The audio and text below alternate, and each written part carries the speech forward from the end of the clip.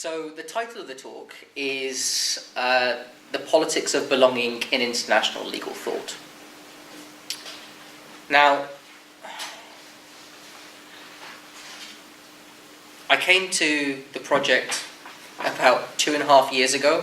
So my PhD is a horrendous thing. For those of you who are actually doing a PhD, do the exact opposite of what I did and don't change your topic 3 times.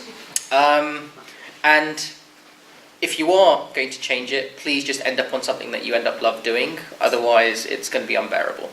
I'm not that close to submitting, but I'm about 6 months away to submitting. So what I'm going to do for you today is to sketch my argument and sketch the first part of the PhD. Now, the politics of belonging, it sounds really vague and bizarre, and you're probably wondering what the hell I'm talking about. But if you're an LLM student or you're a PhD student, in some ways, you're already going to have to confront the idea that you belong within the law in some way.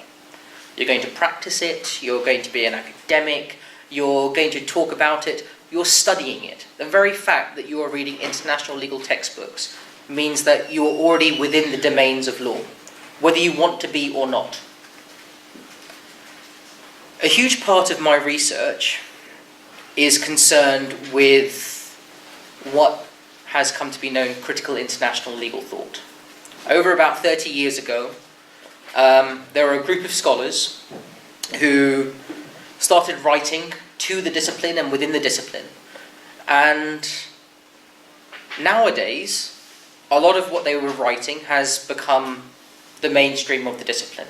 The fact that you know that international law is complicit in colonialism and that it still carries on certain modes of colonialism today, that's as a result of their writings. The fact that you know that, more than likely, know that law offers violence just as much as it offers solutions is also a legacy of their thinking. So I want to deal with a specific phenomenon, which is the idea that these scholars, even though they were marginalised and pushed aside and not fully recognised by the discipline 30 years ago, since that time, these scholars have become the mainstream. Their ideas have become a part of the mainstream. And there's one central consideration that this whole thesis hinges upon. And it's this. International lawyers are increasingly conscious of both law's impotence to achieve the desires that we may have for it, and law's inescapably potent violence. So we become aware that it can't achieve all the goals that we have for it, and yet it is structurally violent. We're aware of both of these, more often than not. And even as scholars express the fact that they don't quite belong to the law in a certain way. So, for example, all the refugee crisis that's currently going on, the crisis in the Middle East, crisis after crisis after crisis. International lawyers view this as a crisis of the law, but also a crisis of their ability to act, because they're conscious of 2 things. A, the law can't do what they wanted it to do, and B, law is part of the very violence which enables these situations. So the fact that refugees are turning up on the shores of Europe is not as a result of law not operating, it is the result of the law operating in a specific way. So how do you deal with the fact that you are a lawyer and yet you're going to be practicing, more often than not, an unjust law? How do you belong to the domains of the law? That's what I'm concerned with. So critical international legal scholars have positioned themselves, and they more often than argue that they don't belong. They do not belong to the law. They do not belong to it. They argue that their position is to resist and show the operations of the law. So this is precisely what I want to consider. Plato had this idea of, well, it's Plato's pharmacy, but pharmakaton, which is the idea that something is both the poison and the cure. So in this instance, law is both the poison and the cure. Critical international legal scholars understand that there is the potential to use law for progressive ends, but that possibility is very rare. And they also know that as they use the law, they are also enabling its violence. So how can you be responsible if you know you are part of a discipline and a structure which does both? What does responsibility actually mean for the critic and for you guys who are going to go into the world today? So this is where I come to belonging. So law's authority depends in part on the intimate bond between the lawyer and the various domains of law. The bond.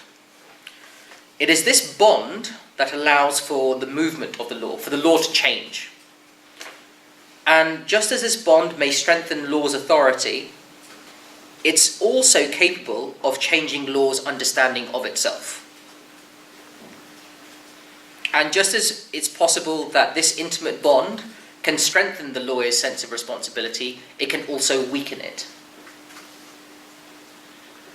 So from law's perspective, law is a tradition, law is a culture. It is exercised and it exists through the practices of international lawyers, but not just the practices of international lawyers alone.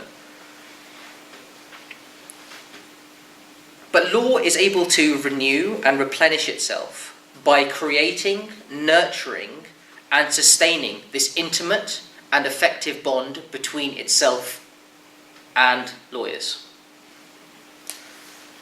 Now, the purpose of my research is to analyse this bond. The bond between the lawyer and the law. And I choose to do it through the term belonging. Here, that's what this term is. The bond is viewed as effective and intimate. So when we talk of belonging, we talk about a sense of belonging, a sense of feeling secure, a sense of intimacy. And that's what I want to capture here. When we say that we are lawyers, when we say we're international lawyers, it generally invokes certain things. But more importantly, I want to understand the bond between lawyers and the law in terms of belonging. Now that's kind of difficult, because belonging doesn't actually exist in international legal vocabulary.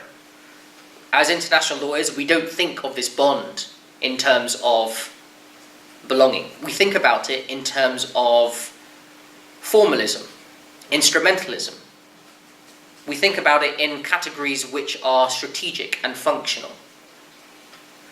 But these categories don't capture the effective nature of the bond.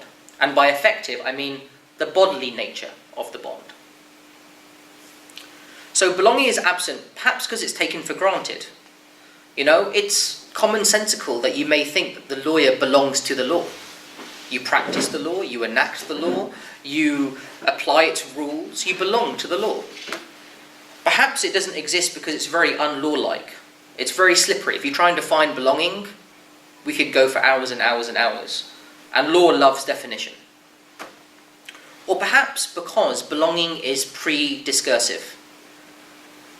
Now this is the thing that interests me. The idea that we feel a sense of belonging before we can even formulate it, before we can give it words. But belonging needs this simplicity, this lack of formulation, because it allows it to work in the background. So this effective and intimate bond is developed not at the forefront of legal thought or legal texts.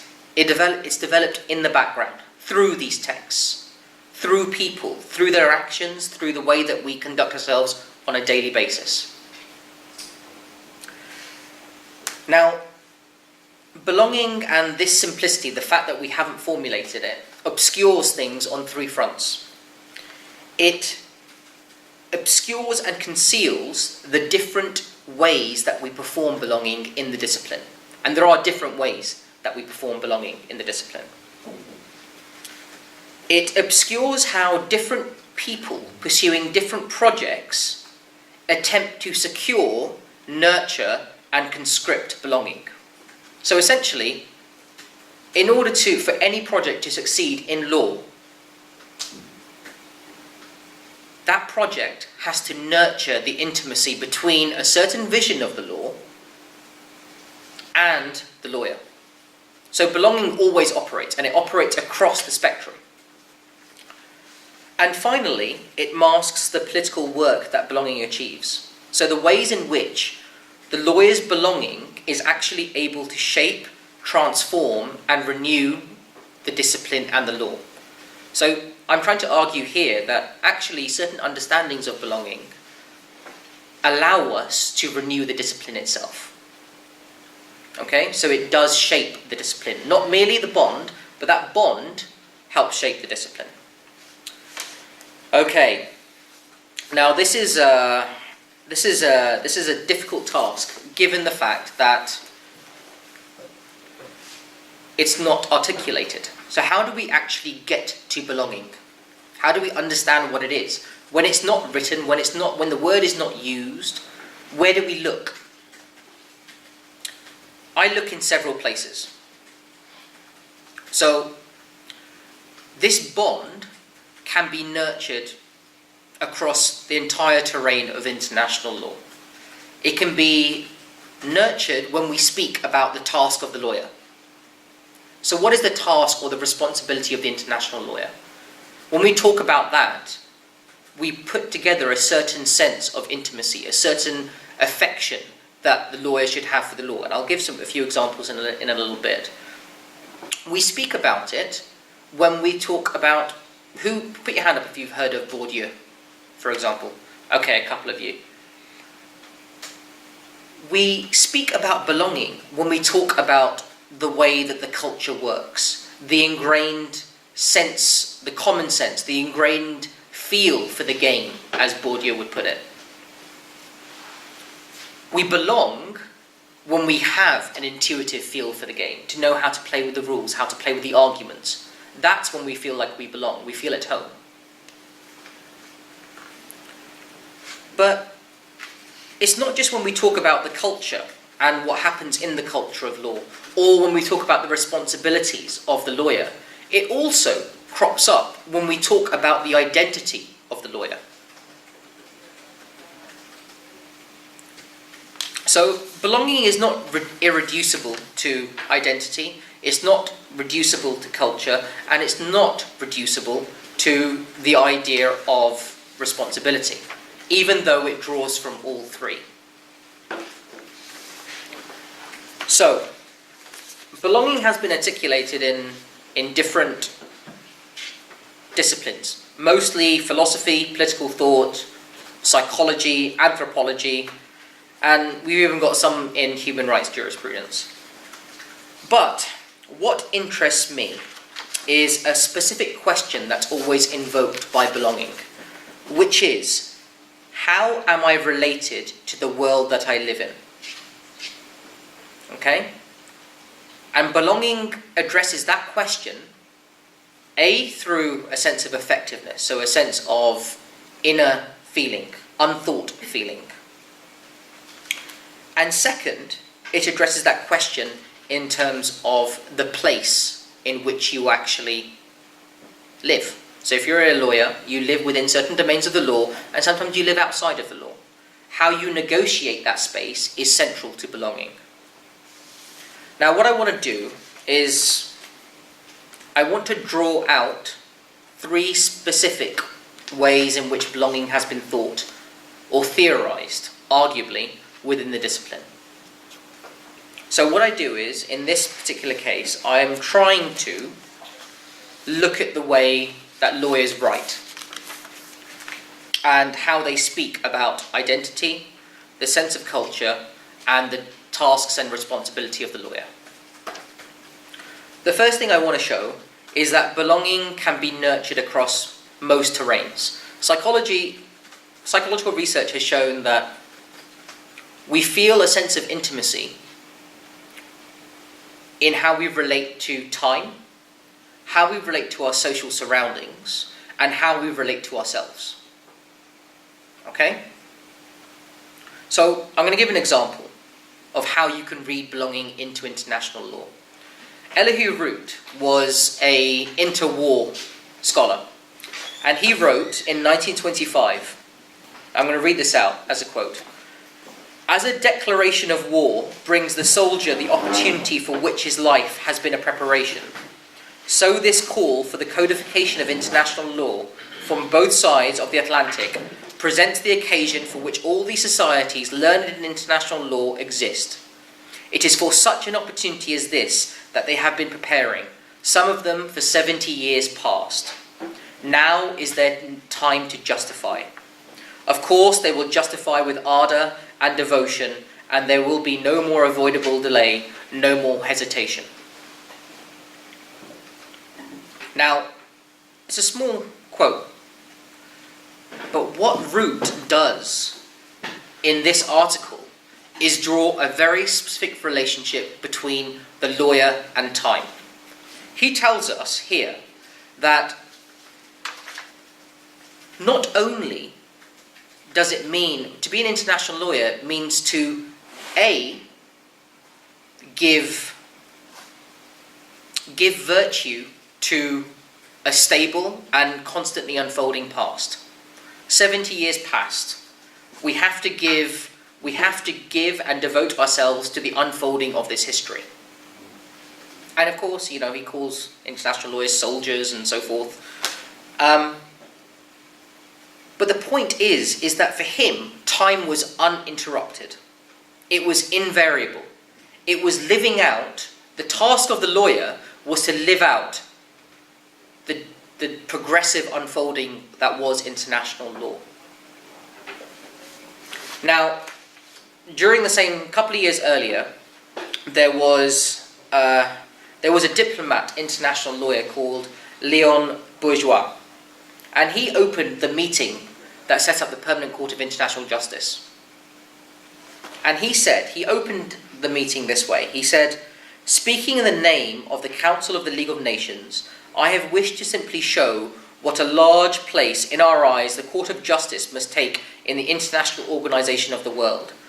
We wish to see it armed with the highest moral power and organised for a penetration as deep as possible into all the points of contact in the life of nations. You are about, gentlemen, to give life to the juridical power of humanity. Philosophers and historians have told us of the laws of the growth and decadence of empires. We look to you, gentlemen, for laws which will assure the perpetuity of the only empire which can show no decadence, the empire of justice, which is the expression of eternal truth." So, again, it's a small quote. But in the quote, I want to show how, in a few lines, this guy had set up an indissoluble bond between not just the lawyer and the law, but the promises of the law. And the fact that law was unfolding to its own history. The strength of the bond between the lawyer and the law was established through not only a connection between the past, but also a connection to humanity. The task of the lawyer was to actually become and give voice to the purposes of humanity. So you don't just feel at one with the law, you feel at one with something grander than the law itself. Now, these are just pure examples, and there's been plenty of stuff that's been written on how international lawyers have a certain commitment to things that are larger than the law. But the point I wanted to make was this, is that there is no terrain of international legal text that cannot be read in terms of nurturing belonging. Because psychology or psychological research, philosophy and political research have taught us that time, the way that we relate to our immediate society, so the way that we relate to our profession, the way that we relate to humanity at large, and also the way that we relate to ourselves, these three terrains are the most common terrains on which to establish belonging. So we could find it wherever we look, if that's what we want. That's not my purpose, however. My purpose is to look and try and find if there are dominant forms of belonging in international legal thought. Do we belong? Are we taught to belong in certain ways? That's the question that I want to answer. And in short, the answer is yes. We are taught to belong to the law. That is the majority of the discipline. So when Harold Coe compares the lawyer to the medical doctor, he urges upon the lawyer his duty to influence the body politic. When Vaughan Lowe writes about the lawyer not being able to, answer all problems, but be able to offer modest solutions, he is suggesting that the lawyer adopt the same modesty that the law has. But there are stronger examples. I'm going to give you a few. Thomas Frank, in the aftermath of the Iraq crisis, wrote this: "What then is the proper role for the lawyer?"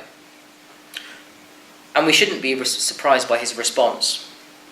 "Surely it is to stand tall for the rule of law, and those who do not are traitors to their calling.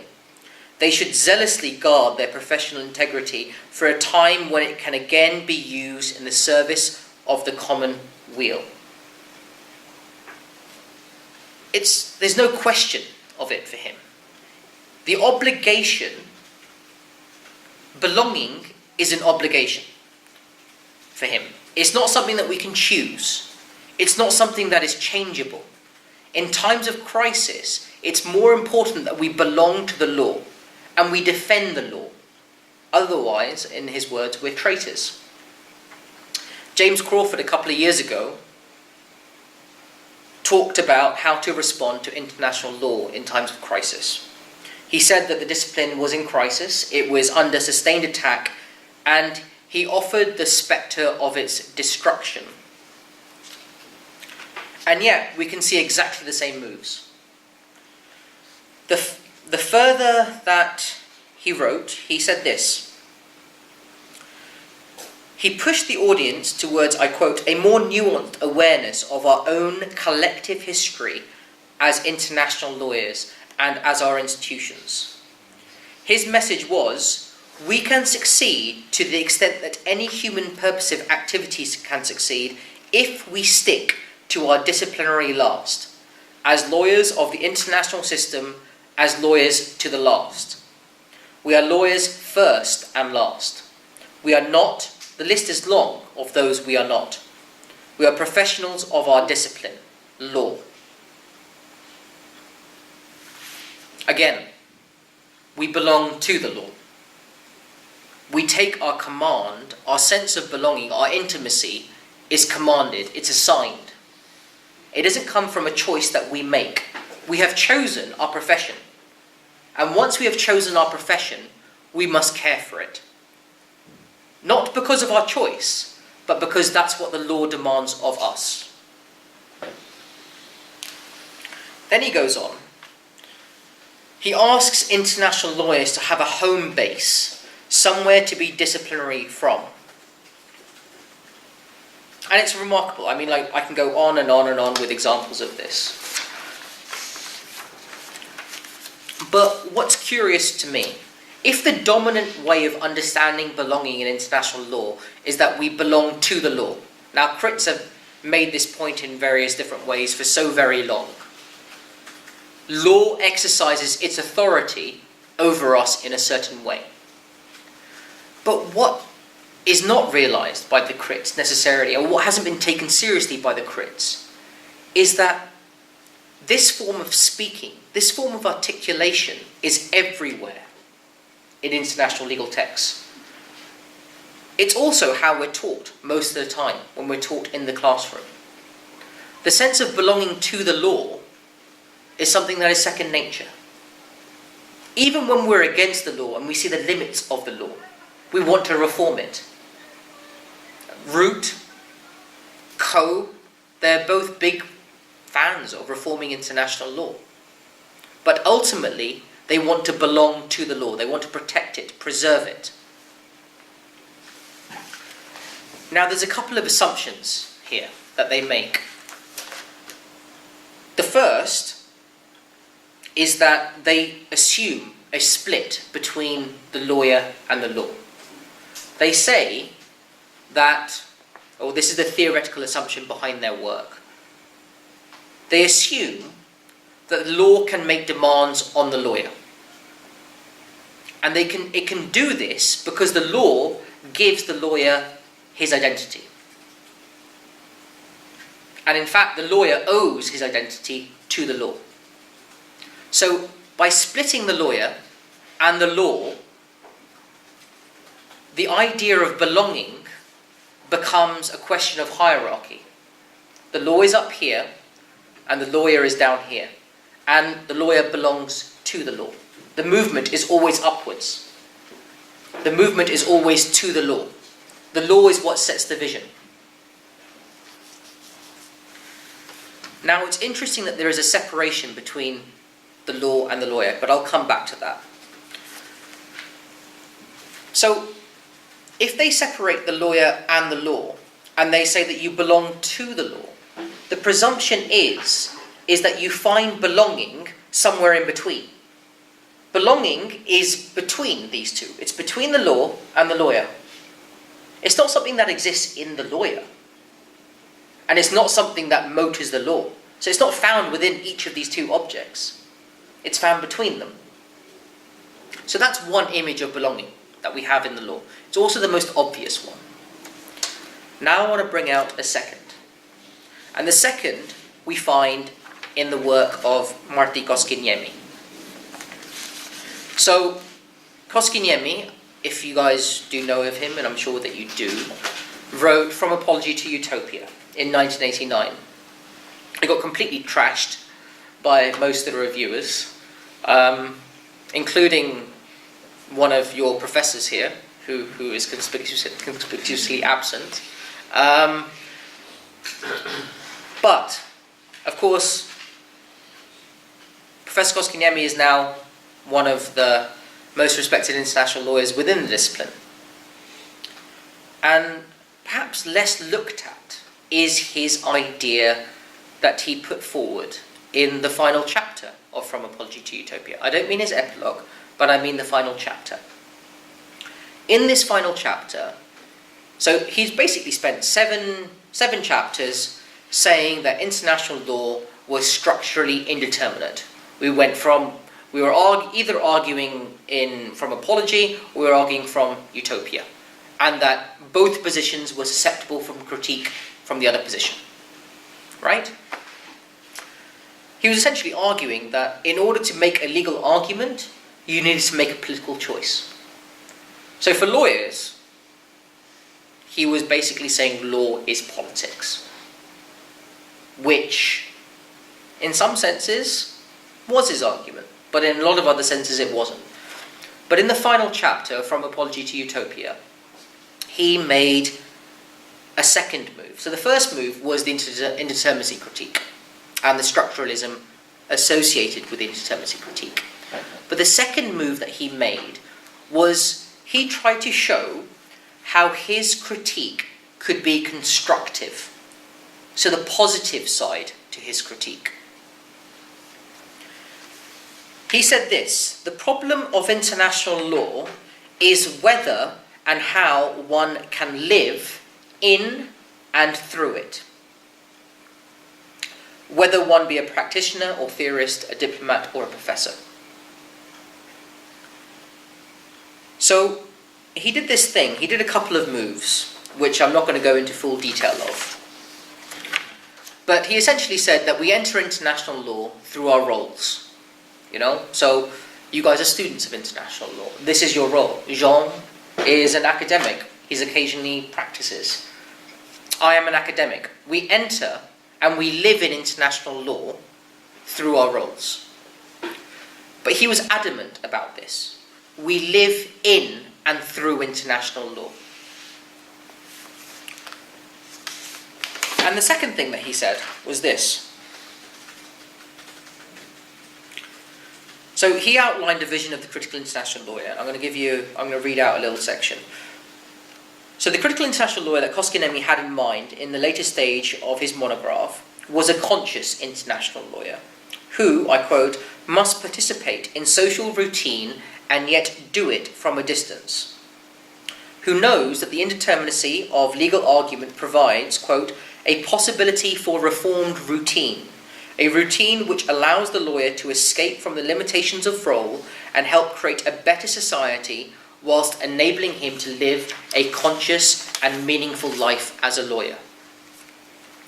Who knows that social conflict persists over legal concepts, categories and values, and so uncertainty and choice are an ineradicable part of his practice. So the actor must engage in the painful task of living and choosing in the midst of political conflict.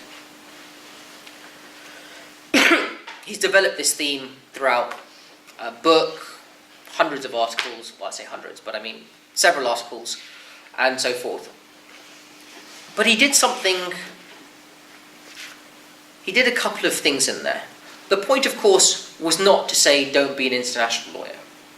The point was, of course, to say in order to be an international lawyer, you're going to have to face your own anxieties. Because you can't escape your own choice. That was his weak criticism, as he later called it. But he did something else in the midst of this. He said that the identity of the lawyer and the identity of international law were indissociable. So, whereas Crawford and Co., they viewed there to be a hierarchy between the lawyer and the law, and belonging to sit somewhere in between, in the relation in between, Koskiniemi said that the identity of the lawyer and the identity of international law, he didn't give a hierarchy between them, specifically, but he said that actually they're interrelated. You can't take one without the other.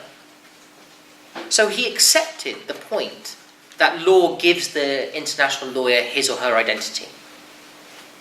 But also, the lawyer can create her identity through the practice of international law.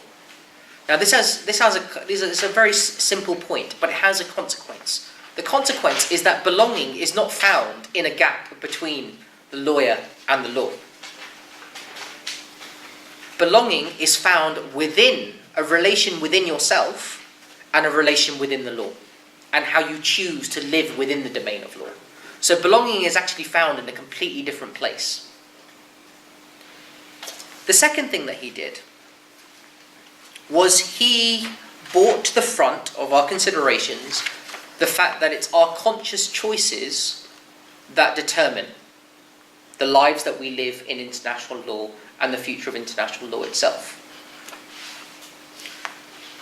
And in doing so, he introduced, I'm not going to go into the philosophy side of it, but he essentially allowed us to understand belonging as an existential consideration. And I mean that in a very specific way. An existential consideration is where you have the ability to choose your belonging. So, whereas for Crawford and for Co and for Frank, that's not a choice. It's something that you are obligated to do, and you should do and have to do. For Koskiniemi, it was a choice where you put yourself on the line. If you choose to argue within international law, you must take the consequences and burdens of doing so. If you choose to argue against international law, you must put yourself on the line. So, for him, belonging was existential. Now, this has a whole bunch of knock-on effects, but it had a particular knock-on effect. And I'm going to come back to Koskiniemi in a little bit, but this idea that you have the ability to choose your belonging was taken very seriously by other critical international legal scholars. So today, there is a common posture amongst third world international lawyers and even certain Marxist scholars. So Robert Knox has called it principled opportunism, and he's written 2 fabulous little articles on this. And Sundhya Pahuja and Luisa Slava have written another couple of articles on the relationship between third world international lawyers and the law. In Sundhya's and Louise's piece, they argue that third world international lawyers adopt a position of movement in relation to the law. So they give a taxonomy between the person who conserves the law, the reformer, and the revolutionary. And they say that the third world international lawyer moves in between. Sometimes it seeks to preserve the law. Sometimes it seeks to reform the law, change institution, rule by rule, certain sets of rules which are more advantageous. And sometimes it seeks to step outside of the law completely. And there is a sense of movement. The international lawyer has the ability to choose the relation that they have with the law. They can't necessarily step outside the domains of law, but they can abandon law in certain ways. So if law is not advantageous to use in a specific situation, they can choose not to use law. Sometimes law does not advance progressive causes. This is also, it's a somewhat transcendental or quasi-transcendental argument in Pahuja and Slava's work. But in Robert Knox's work, you see the same step. And the argument there is, sometimes you must abandon the claims of law. Law can be part of the problem, and because it can be part of the problem, you must refrain from engaging with the law or employing the law in a certain way. Sometimes it can be advantageous, and it can advance particular interests. It's a very instrumental and strategic understanding of how to approach and have a relationship with the law. But there's something very curious about this, which is, and there's lots of other international lawyers, critical international lawyers today, who are writing about abandoning the law. So China Mabel has written the fact that we should abandon international law. It doesn't hold a mandatory promise. Its form enables a form of structural violence. But there have been other people writing on this as well. Now, the argument that I wish to distill from this is that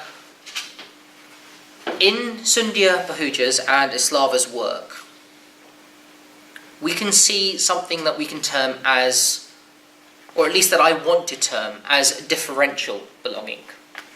Now, differential belonging is when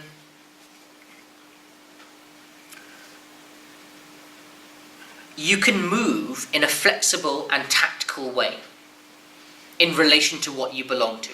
So, you can belong to justice, but sometimes justice is not best served within the law. Sometimes you belong to the law because it can advance certain causes.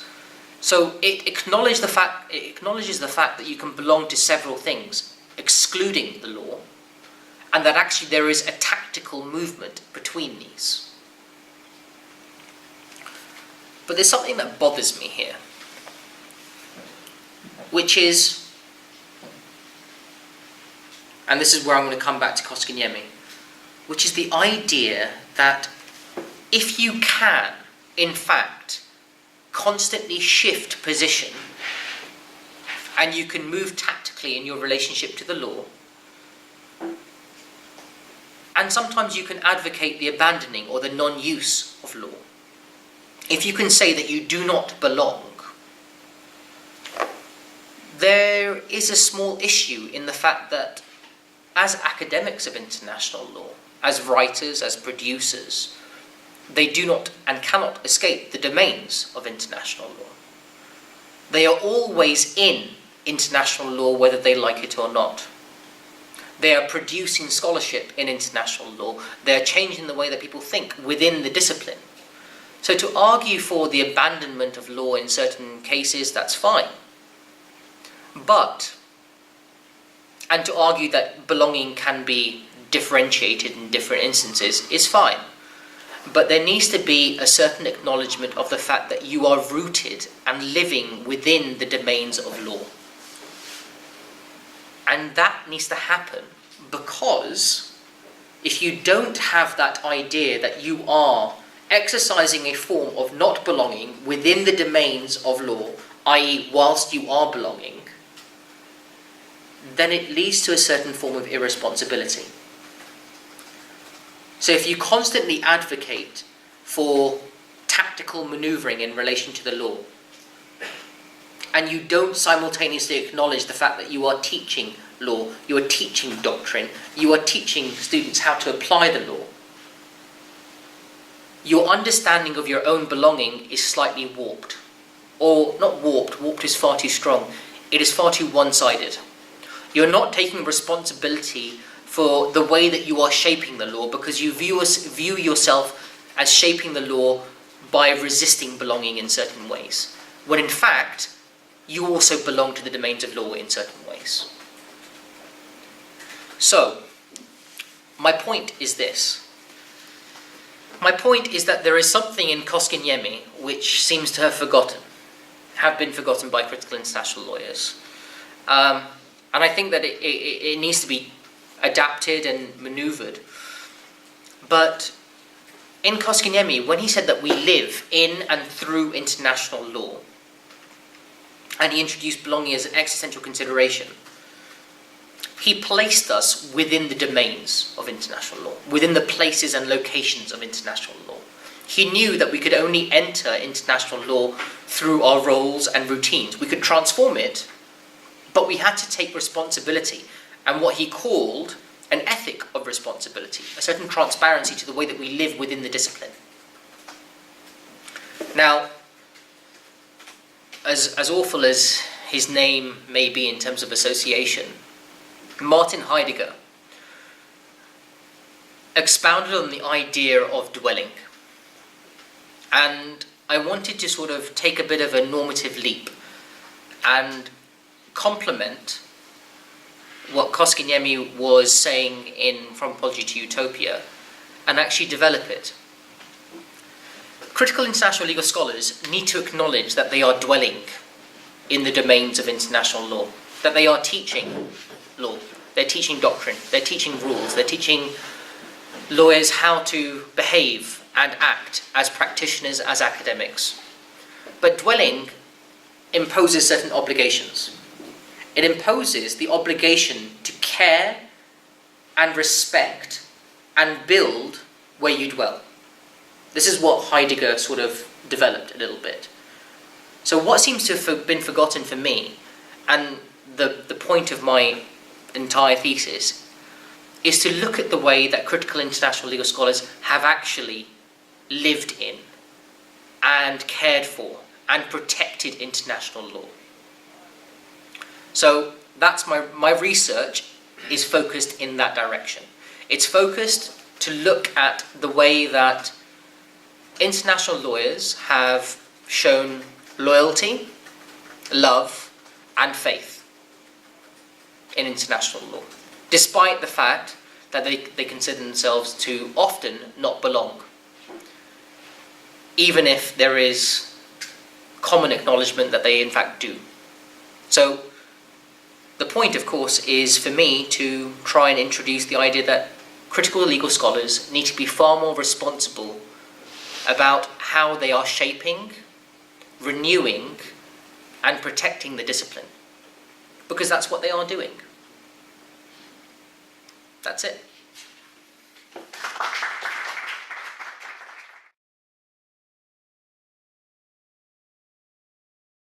A lot of, at least philosophy, the idea of having a closed identity that is just international law is problematic. Yeah. And the second question, maybe push it in a different way. How do you deal with international law belonging to international law in comparison to belonging to other fields of law? Because I think a lot of students, speaking from personal experience, I started studying international law because it seemed like a certain way to deal with the outside world or to mediate it that property law didn't offer, for example. So do you think there's a uniquely kind of, a unique sense of belonging to international law versus other kinds of legal discipline? Yeah. Okay, in terms of identities, I specifically chose belonging precisely because it doesn't deal with identities. It ensues, so belonging works adjacent to identity. So we can belong in a place, and that belonging can feed a sense of who we are. And sometimes who we are can make us want to belong somewhere. But it doesn't require any determination that we answer the question, who are we? It simply speaks to a relation. And of course, you could want to belong in several different places at the same time. I mean, if I take a small example, say, okay, so I am Indian and I'm born in England, right? And I live in Europe. I have a sense of belonging in London, where I was born. I have a sense of belonging at the home that I have with my Finnish girlfriend. And I have a sense of belonging to my Indian roots. Sometimes they conflict. Sometimes they don't quite work together. But, and this is one of the key aspects of, at least for me, why I chose belonging. Belonging is a very specific type of word. If you break it down into the old English, it used to be longen, a desire to be in a place. And it implies a constant movement. So belonging, longing to be. So often we don't actually sit in a static relationship of belonging to one thing. We're constantly moving from belonging to one thing to another thing to another thing. And it's that sense of movement which I think for me is important. And what we see in Pahuja, Knox, less in Knox, but Pahuja and Islava, we see more of the movement, identifying with not just identities as a lawyer, but identities as from the south, from marginalised communities, from people who have been colonised and whose selves and properties have been appropriated. So for me, belonging is useful because it doesn't speak to identities. It allows us to speak to multiple identities without actually having to put a box around someone, because it implies the movement between identities, if that makes any sense. I probably didn't explain it very well, but that's the idea behind it. And in terms of belonging, in terms of international law specifically, I mean, I don't know about you guys, but when I started doing international law at university, there was something special about it, right? There was a sense that, hey, okay, I mean, it wasn't tax law, tort law, contract law, of course, but there was a sense that you could achieve more with it, that it held out a larger array of hope. You know, it invoked a sense of commitment. I mean, Marty wrote a great piece between commitment and cynicism. And it very much built on this idea that actually, the Léon Bourgeois piece that I've read out, the idea that you're not just doing something because you're a technocrat and you're not just applying rules, but you're doing something for the service of a greater good. That's the sense that I had when I came to international law. I mean, that got dispelled within the first 2 weeks, as I was told that it's it's not quite what I thought it was. But I think it does invoke a greater sense of commitment than most other areas of law. And so I think belonging is actually stronger. And it's stronger because, for two reasons. A, because of the nature of the project, or the nature that lawyers perceive the project to be. And B, because international lawyers are so anxious about their own existence, about their relevance, about their ability to actually influence things. So, when you're in the discipline, the sense that you need to belong to the discipline, that you need to protect it, preserve it, guard it, and all of its potentials from everything else is stronger than most other areas. Because international lawyers themselves view it to be quite precarious. So the way that we push belonging in international law, I think, is a lot stronger than, let's say, an established discipline. Just a quick question for you. Just wondering if you said this to a critical international lawyer, whoever that might be, right? Let's say someone goes, "I'm a critical international lawyer." Go on, John. Yes, you are. And, no, I don't know if you define one. They would proclaim that, and they said, and you said to them, "I want to convince you that you're part of the profession and what you're doing is part of this." And they go, "Yeah, totally." Yeah. Right? Absolutely. Mm. So then you want to, so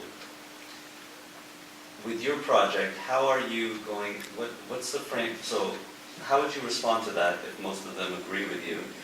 Yeah. And then secondly, how do you go about showing that they belong? So like you laid out the background to say, Yeah. I'm going to do Different this ways of thing, thinking, yeah. belong. What are the different ways of thinking that you end up analyzing? Okay, so, yeah.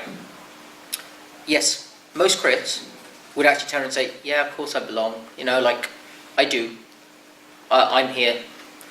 But if you're honest, and you've read probably all of the crit literatures as I have, most of it, and out of all of that literature, how much has been explicit about the way that it seeks to shape the discipline?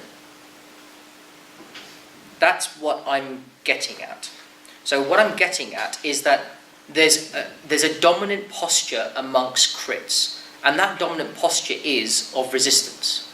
Resistance as a form of belonging. But resistance as a form of belonging operates in the negative. It's saying, this is not good, we are against the law in this way. But as soon as you start talking about being against the law, or law's property is this, law's property is that, you're also shaping people's understanding of the law and your own attachment to it. So what I would say is that to crits, I would say they do view themselves as belonging to the domains of law, but they don't take it seriously enough. They don't take it seriously enough to analyse what their own responsibility to the discipline is. They don't view law as having the authority over them in any way. And by not taking that into consideration, in my view, they under-theorise A, their own impact on the discipline, and B, they under-theorise their own responsibility. So that's the two things that I'm aiming at, which links to your second question, which is, so how are they in the discipline? What do they do? And so this is where the project takes its own approach. So this is basically the first chapter of the PhD that I outlined to you guys. But belonging is, you experience it, right? You experience belonging. It's an affective state. You just you feel it. If it's an affective state and you feel it, I have an obligation to show, at least what the fancy word, the phenomenology. So my second chapter is to show how critical international legal scholars are anxious about their own belonging. So actually they have a degree, they actually function within the discipline through a series of anxieties. Anxieties that result in them not fully exploring their own responsibility and the way they shape the discipline. And anxieties which also result in pushing anxiety into the law. I mean, if you look at the main authors, you've got Marty, who wrote on indeterminacy, the idea that there's always choice and conflict. There is always anxiety in how you practice law. For Pahuja, when she wrote her fabulous book, and it was published, I think, in 2011, she wrote about being on the border of law on the inside and the outside.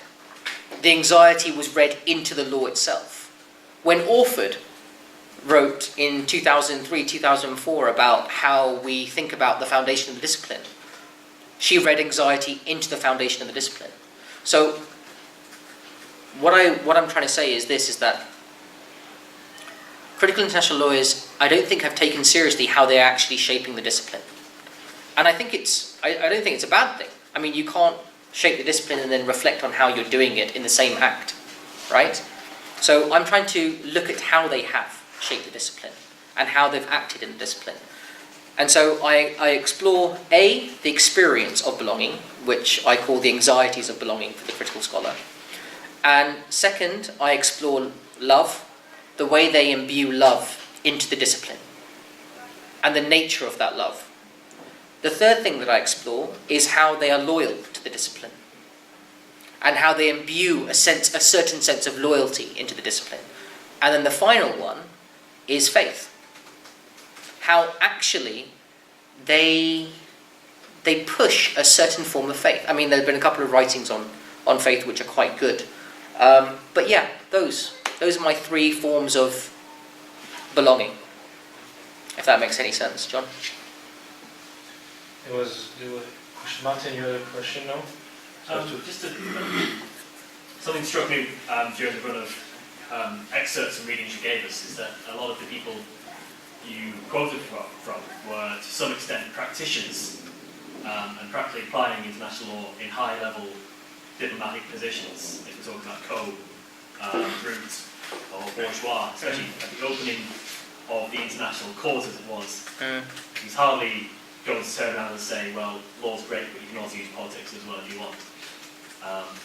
So I don't know whether practitioners have maybe a different, stronger or weaker, varied in which whatever stream of belonging to this. And I'm thinking of some of the people I've met going through bar school and some of the training we received from top QCs, and some of the best advice came from people who said you need to view the law dispassionately. And you are a technocrat in the sense that you're going to apply certain things, but most of your analysis is on facts and situations and social work, especially in criminal work.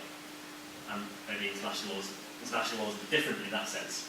You're not ingrained in the law in the same way that you're talking about international lawyers sometimes are. So is there a difference or a variance within that, especially on folks as practitioners?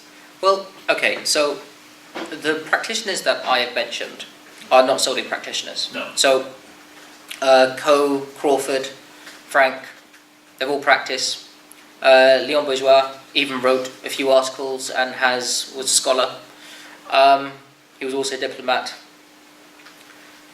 I think that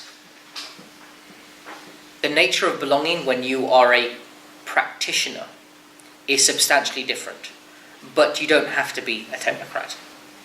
You don't. I mean, there are plenty of examples over the last century of, I'm not going to call them critical lawyers because that's not what they are, but essentially lawyers who practice the law in a way which expose systematic injustice. You know? So you've got Vergès in France and the Algerian trials when he defended Barbie, and he used what he called the strategy of rupture. He conducted an entire criminal trial to show the absurdity of French colonialism. So I don't think you have to belong to the law in a certain way in order to, even when you're a practitioner. I think that the role is far more limited, and you are expected to apply the law. You can't very well turn up to be a state advisor and then actually tell your prime minister to, sort of say, well, actually, the law is a little bit like this, it's a little bit like that. I mean, actually, it's entirely up to you what you fancy doing with it. That would never work. You'd get fired. So the constraints of role are very important, which is also why Marty's chapter 8 in From Bondage to Utopia is superb, is because he takes role seriously. He understands that you have more fluidity and you have different ways of relating to the law depending what role you're in. If you're an activist, you don't have to argue within the law, but you can use the law whenever you want to. It's a lot easier to be strategic with the law, right? When you're a practitioner, you have less of that. But when you're an academic, when you're a scholar, you have a certain sense of freedom and a certain sense of responsibility which is neither of those two. And that's what I'm trying to get at. The specifically academic perspective. So with two hands, and then we'll come to you, Golden. So, Phil, Mariella, and then Golden. I've got many questions. I'm going to do them. The first one's you talk a lot about belonging as a very personal thing, but you also at certain points you seem to suggest that there was more sort of systematic, I can call it a sort of an economy of belonging across bigger groups, and I wonder how much you've considered dynamic and relational aspects in belonging in your research. The second one is, in a way it seems that you talked about the first relationship of belonging as being up to the law, but it seems always that you're talking about belonging very much directed at the notion of the law. And I wonder if you, to what extent you can look at more large and sociological context and open the back door and say, well, there's all sorts of much baser reasons why we belong. Maybe the positives go to the cool bars, or the critics like good music. Yeah. Yeah. No, I mean, to be honest, you've hit a nail on the head. Okay, so dealing with the individual group dynamics, I think it is possible, and it is even desirable, to understand belonging as an individual consideration. But also, we are social animals. And, I mean, Jean and John can both tell you that the International Legal Academy, my God, it's like a series of frat schools.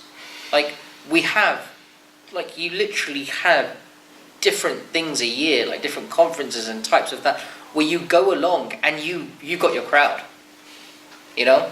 So there is this group dynamic which is built in to the personal.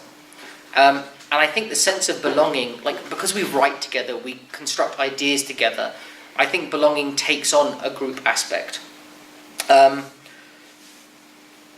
In terms of your second point, it's wonderful. The sociological aspect is spot on, because belonging is more often than not, it's not set up in text. It's not. It comes through how you live your everyday life. The easiest way into analysing belonging would have been the sociology of the everyday, right? So we're talking Lefebvre and people like that. And that's why I mentioned Bourdieu. So yeah, you can have a sense of belonging for bizarre reasons. But I'm not so much trying to explain why we belong the way that we belong. I'm simply trying to say that we articulate and construct and nurture certain ways of belonging when we write.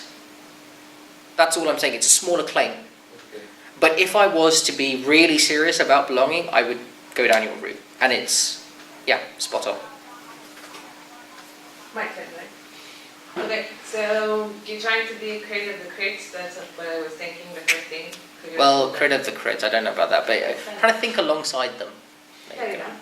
And then that went with the first thought, which was like, have you ever thought about doing interviews on, because most of these people are alike, most of them are all of them. So testing your assumptions and your and the elements and everything would be interesting, I think. Yep. And the actual question is, you mentioned dwelling, and you mentioned how the identity of the critics is robbed and how they have this anxiety of belonging, and you went down this line.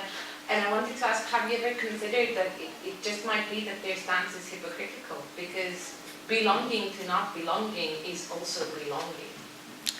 Well, I think, yeah. I mean, okay, so the first thing that I always try and do is I never try and impute bad faith, right? So,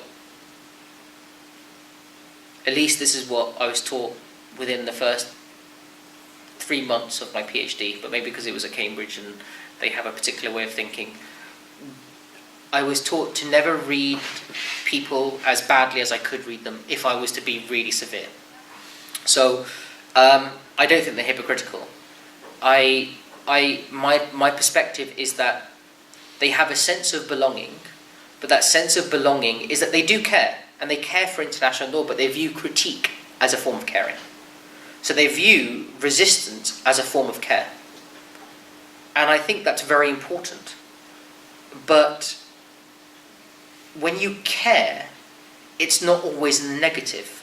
There always has to be the positive side to it. Like if you're caring for something and building something, the very idea of building and living in a place, it connotes putting things on top of things.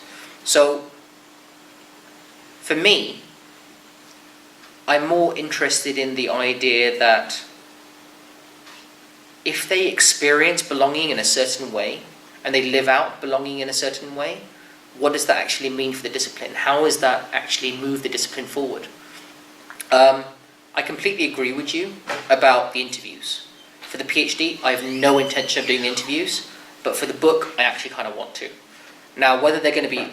This is the difficulty of doing interviews, because academics are nearly always honest once you've got a few drinks in them. But of course, it's also a political minefield, you know? So you feel like you should be saying the right thing, and I need to grapple with that. But the interviews I do want to do, and I've actually started sort of emailing people about that for later. It's just a very quick one. I understand it's all to do with people who already belong, or international lawyers who are already part of that belonging. And but the issue is when you try to explain, I think one of the questions was you don't have to belong, and but it's all about negotiating belonging within that system, which is made up of scholars or international lawyers, practitioners, or all this. So does that really problematize belonging in a sense, or in that sense? Can you rephrase the last bit? I don't understand the question. I understand some of the things. Belonging. You're trying to problematize belonging. Okay, so I'm not trying to problematize it. I'm trying to show how different sets of texts and different groups pursuing different types of projects conceptualize and articulate, and I think articulate is the right word, literally put together a series of statements, articulate, and belonging. So it's not so much that I'm trying to problematize it at this point. I'm just trying to say, well, listen, if we were to approach it on a theoretical level, what the hell would belonging look like? And belonging looks very different to different groups within international law. So I'm not trying to provide a comprehensive map, but I'm trying to say that, hey, there are similarities in these understandings of belonging. There are more dominant forms of understanding of belonging and not belonging. You can view it through all of these lenses. But in order to understand the crit perspective, which is what I'm getting at, and which I spend 4 chapters of the thesis on, I have to at least situate them compared to everyone else in the discipline, if that makes sense. Yeah? But you said a very good phrase to my mind, which is that you're constantly negotiating different types of belonging. And that's a truth. As you go through your life, and as you practice the law, if you become academics, as you do a PhD, you are constantly negotiating the way that you belong to the law. It's not something static. It's not something that's set. It's something that you constantly have to negotiate. How do you belong? Do you choose to belong? Do you choose not to belong? Do you choose to take a certain stance, a certain posture? But what I'm trying to get at is that for me, belonging comes down to the fact that it always invokes a sense of responsibility with how you relate to what you belong, or where you belong. And that sense of responsibility has to be taken seriously. And if we don't view ourselves as belonging, we don't take that responsibility seriously. That's part of the crux. So maybe I will take the liberty to make a few comments. Yeah, okay, go on. But again, I'm very, very impressed by how this research is developing. I mean, just 3 points. 1 point on your agenda, 1 point on methodology, and 1 point on your understanding of belonging. On the agenda, I wonder, what are you going after? What do you want to achieve here? What's the ultimate agenda? Do you want to create a new deontology for international lawyers? Do you want to create a new ethics for international lawyers? In the sense that, do you want to advocate for better belonging? And somehow when I listen to you, I have the impression that what you want to actually promote is a sort of self-conscious belonging, with which comes some kind of self-empowerment. So that's what you want. It's a self-empowering ethic for international lawyer. Be conscious of your belonging and choose a belonging that fits the best your agenda and that maybe serve the world best. So I think that's one part of the agenda, new ethics for international lawyers. In doing this, you actually try to rehabilitate one aspect of Koskiniemi, which has been overlooked. And in doing this, you also, and I think that may be another dimension of your agenda, you rehabilitate critical legal studies as a whole. You want to show that they're not that bad and that they love international law. So in doing that, you want to tell people who are more skeptical towards critical legal studies that actually critical legal scholars are good, they're good guys, they love international law. So somehow it seems to be one of the hidden agendas. So that's my point on the agenda. On the methodology, I mean, actually the point has been made already by Mariella. You could carry out this research in a much more, say, sociological or social science way by carrying out interviews with all the problems that this entails. I also think that you may wish you will need at some point to defend yourself on your historiographical methodology, because all these belongings in the past, Root or Frank, obviously you can't interview these guys. So you're going to reinterpret their belonging, you're going to reconstruct their belonging. And hence, you're trapped into this, of course you know the debate, I mean the contextualist, Skinner, and the Orford, the acronism school. So I think you will need to take a position on, and I'm sure you have, on historiographical methodology. Last point, your conceptual framework and your concept of belonging. You seem to imply that the belonging is constituted from inside the law, by the law. But couldn't you, maybe I'm extrapolating, but couldn't you say that the belonging is also imposed upon international lawyers from the outside, by the society? The society forced you into some kind of belonging. You have been to the law school, so you must belong. And so the belonging does not only originate from the inside, it's also something created by the outside. So I just would be happy to hear more, to hear you elaborate a little bit on how the belonging is constituted. Okay, so agenda. There is a double agenda that I have. The first agenda is, it is not necessary to bridge the gap between mainstreams and critics and so forth. I don't think that's necessary, nor do I think it's my place to do that.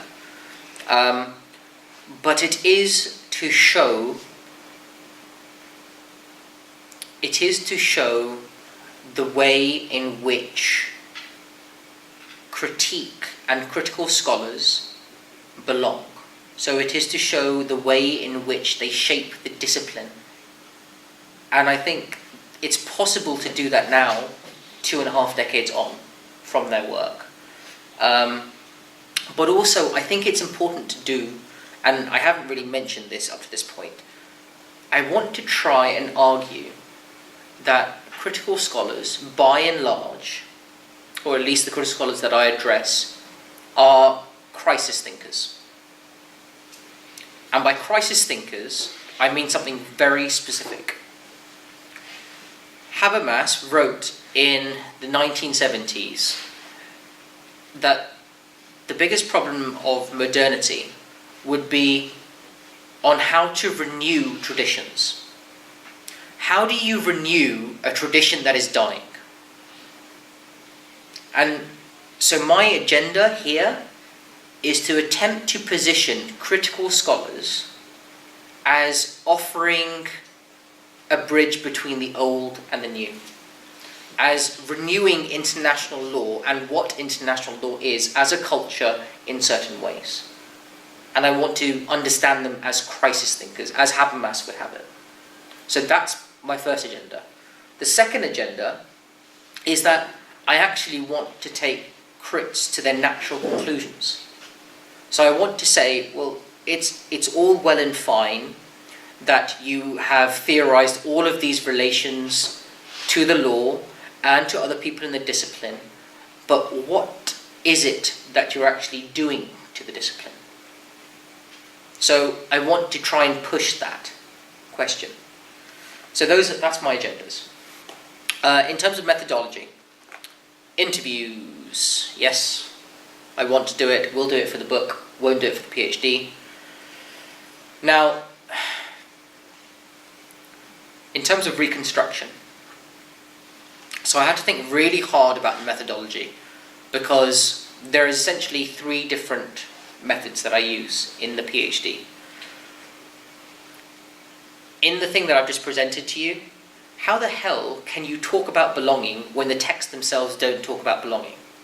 So what method do you do?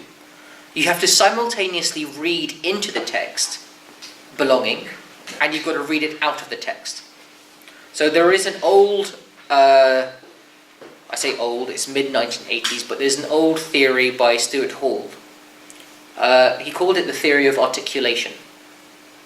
It was the idea that we can bring, and in this case it's a concept, we can bring certain discursive ideas or a concept into being by bringing together apparently completely separate considerations. So here, I told you that I'm looking at texts which talk about the task of the international lawyer, the responsibility of the international lawyer, what it means to have a certain relationship to the law. So I looked for certain things within text to draw together a certain articulation. I avoided the idea of reconstruction because I view it as humongously problematic. So articulation is the theory that I use, or the method that I use. And for the first chapter, for the anxieties of belonging chapter, I use phenomenology and ideology critique.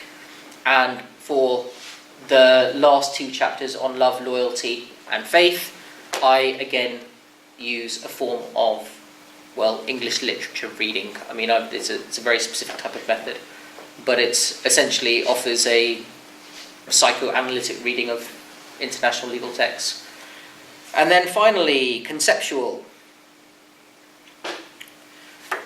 Yeah, there are 1,000 ways you can construct belonging. You can view it from 1,000 different angles, and it's one of those things. It's like desire. Once you see desire, you can see it anywhere. You know, Deleuze and Guattari wrote, "It is the thing that motors everything," and you can actually choose to see it everywhere. Belonging is a little bit similar.